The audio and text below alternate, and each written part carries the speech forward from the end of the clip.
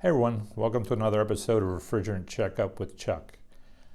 Today I want to kick off a three-part video series that I put together earlier in the year called Making a Refrigerant, a Behind-the-Scenes Look. And I really want to take you inside a jug of our Opteon refrigerants and show you all the science and technology that comes along with the refrigerant gas that you're getting. So it's a lot of the laboratory work and a lot of the people and engineers that work behind the scenes with me at Chemours. But I want to start off today, talk about some of the very basics when we first get started in making refrigerants. That is, I'll have Luke, one of our thermodynamics specialists, talk about how all the thermodynamics and computer modeling go into the very beginning part of a refrigerant development. And then we'll go over to some of our labs and talk to Hugh about some of the basic materials, compatibility, and fundamental chemistry testing we do. And then we'll join Ryan, who works in our analytical lab, who analyzes our refrigerants both under development and as we use them in the field. So hopefully this is informative information for you. And stay tuned, parts 2 and parts 3 will coming in the near future when we talk about things like flammability, compressor calorimetry testing, system testing, training, and engineering support. But again, thanks for following along. Be sure to subscribe so you don't miss the future episodes. And let's roll the tape.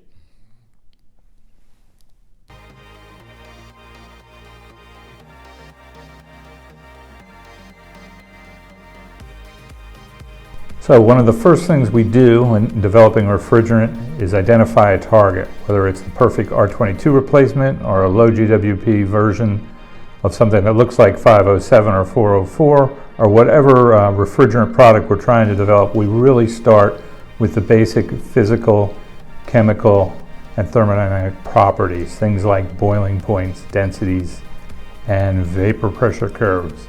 So I'm going to turn it over to my friend Luke, who does a lot of that work, so he can explain to you exactly what's involved and how we get started on the refrigerant development process. Hi, I'm Luke Simone, and I model the thermophysical properties and phase equilibria for our refrigerant products here in the Fluorochemical Technology Group at Chemours.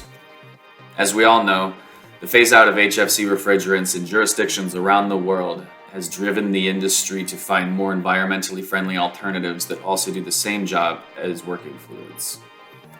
HFOs like Opteon YF can satisfy the global warming potential requirements and have attractive refrigerant properties as well. While our OEM partners are developing new equipment, retrofits of existing equipment with new low GWP refrigerant fluids are needed at the forefront. Since refrigerants by nature are volatile, we are limited to relatively small molecules, rendering the likelihood of finding a single low GWP molecule with no ozone depletion potential, no toxicity, low flammability, and the exact thermodynamic properties to satisfy the cooling demand of existing systems is very small. So we look to blends of molecules, where we can use the composition of the blend to tailor the properties of the fluid to match those of incumbent refrigerants like 410A. By way of predictive modeling, we can find the right compositions to provide the high and low system pressures, suction and discharge conditions, refrigerant effect, and system efficiency among a number of metrics for existing equipment. Further, it's advantageous when azeotropic compositions can be found that satisfy system requirements. Azeotropes are mixtures where the liquid and equilibrium vapor are at the same composition. This is important because these special mixtures behave much like pure components. And this improves heat transfer, can reduce fractionalization and composition drift, say if there's a leak. Using predictive activity coefficient models and equations of state, we predict the existence, composition, and conditions of binary and even multi-component azeotropic blends. In this fashion, we leverage thermodynamic modeling to get to effective refrigerant formulations in less time and direct experimental laboratory expenses where they are most effective. New refrigerant blends must also interact with the compressor's lubricating oil such that the solubility in the oil results in the proper working viscosity to achieve hydrodynamic lubrication. The proper choice of lubricant, too, can be directed with modeling of phase equilibrium and thermophysical properties. While new HFO containing blends are soluble in typical polyol ester oils, a balance of solubility and the isograde of the oil's viscosity is needed to achieve the working viscosity required at the compressor's conditions of interest. We must also use phase equilibria modeling to anticipate any regions of immiscibility that may exist between the refrigerant blend and the lubricating oil to ensure that they are not encountered at the working conditions. After all, you want to lubricate your compressor bearings, not wash them. While modeling is an effective tool to direct efforts in a cost-effective manner, it is not a substitute for experiment. It is experimental data, after all, that informs the model. But in turn, the model should be used to inform the experiment. That is, it informs the experimentalist where the most promising work is to be found.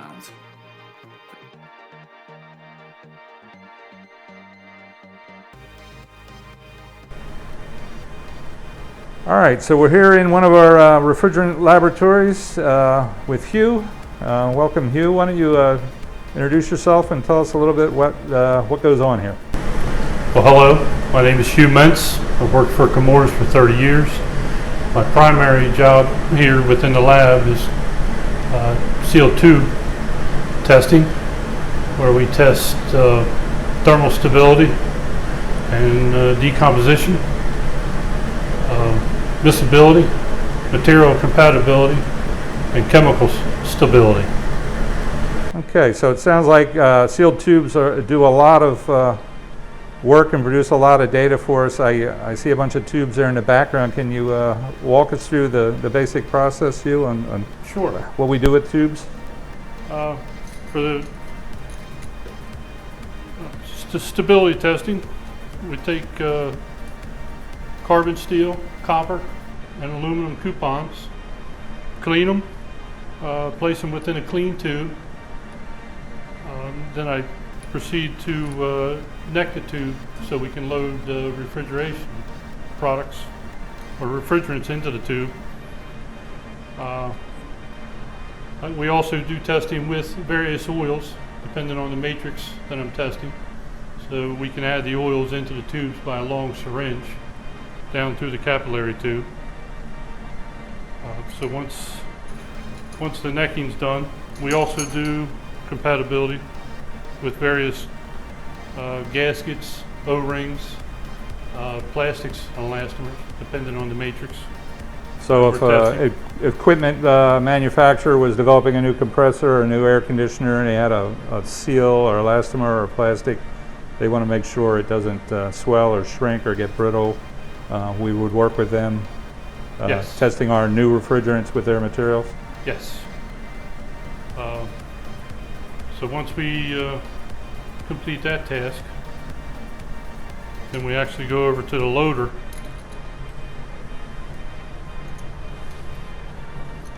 And we can process up to 8 tubes at a time on the loader. Place the loader or the tube in the loader itself.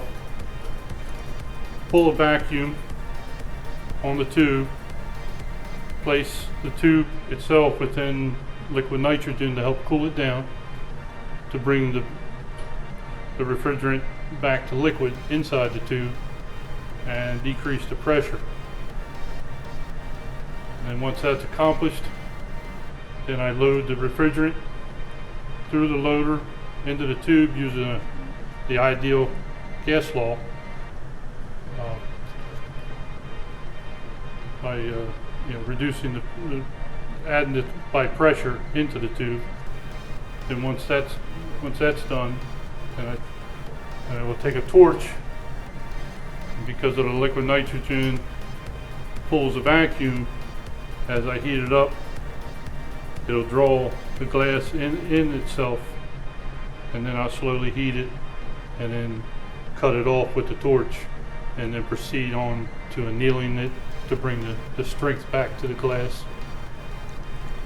So after you got the refrigerant and any of the materials of interest and the tube's all sealed up, then it goes through some accelerated aging, or Yes, what's the next step? We place it within the aluminum block for safety, and that goes into an oven We test up to 200C, and for 14 days. Those 14 days will mimic 30 years runtime in an actual refrigeration system. So equipment manufacturers and others will have a good sense of how that refrigerant is going to hold up over the lifetime of their equipment. Of their equipment, yes. And then once the 14 days is up, I will pull them out, do a visual inspection and observations on the elastomers or metal and how they reacted. And then from there, I will take them down to analytical, where they will actually open them up and analyze the refrigerant decomposition. So the analytical will look at the fluoride or chloride, the breakdown of the refrigerant. And what are some of the measurements on the actual materials that you measure? Swell, that kind of stuff? Yeah, on compatibility wise, we do linear swell, weight, thickness, width, and denier or hardness on the material before and after, and then also a post 24 coming out of the oven, and make note of the changes during those times. Great. Well, thanks so much, Hugh. Appreciate it. I know this is a very complicated and intricate process. It takes a lot of skill and training, and you've been doing it for many years. It's really one of the reasons why we're able to develop such great new refrigerants is the history and the learnings and the basic information that comes out of these tests that we see in the laboratory. So appreciate your time. Thank you.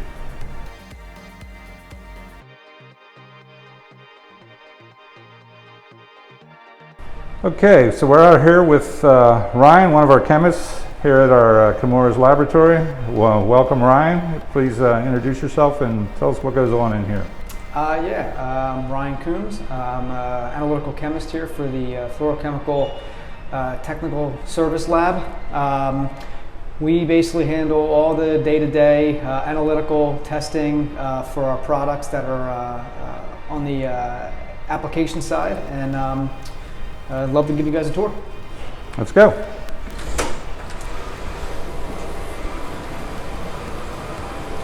So we do have a couple labs. This is the main one though. Against the wall back here is where most of our wet chemistry is done. So we have a couple Carl Fischers here. These are used for determining water moisture and percent water in samples. We have in the far hood here is where we can analyze our acid and acidity numbers for our samples. We do have a IR instrument here, which can, just another helpful tool to determine what's inside some of our refrigerants. Just on the other side of this, we have our ion chromatography instrument, or IC, similar to GC, except where it uses liquid. And then some of our main instruments here are GCMSs, or gas chromatographs. These are used specifically for testing blends, testing refrigerants, understanding percentage compositions, unknowns, impurities, and things like that. This is a typical refrigerant sampling bag. We blow the refrigerant in here, and it gives us an easy way to inject it into our GC. Disclaimer, this is a standard that is made with about 20 or 30 impurities in here. So let's just do an injection.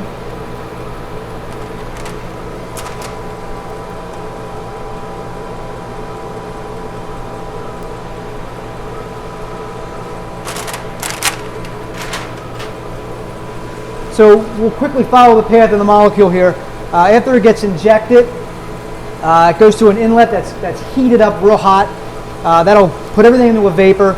It then goes through a column, a capillary column. This column is made of material that can interact with the refrigerants. And so different refrigerants will interact with the material differently. And what that does is it kind of slows some down and lets other ones kind of pass through faster.